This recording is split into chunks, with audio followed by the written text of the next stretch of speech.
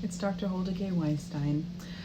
I'm doing a video today because I'm realizing just how many patients do not understand their pap smear results, don't have their pap smear results, don't know what their pap smear results are, or just really don't know what to do with these pap smears or what the pap smear actually does.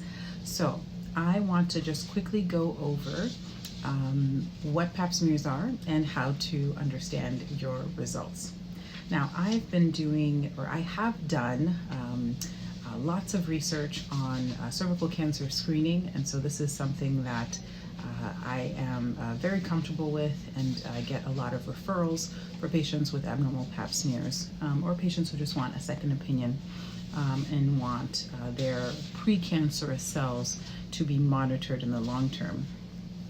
Now, a pap smear is a collection of cells right around the opening of your cervix. This is where the human papilloma virus typically likes to infect.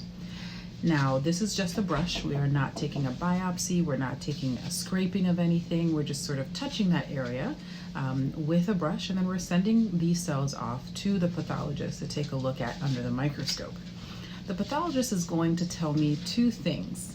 One is, what do the cells look like under the microscope? And then two, depending on your age, whether or not you have the human papilloma virus. Now, this is going to be done automatically for all women that are age 30 or over.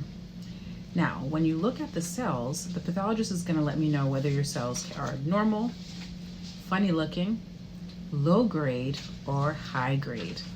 And then for the HPV results, those are pretty straightforward. You either have it or you don't.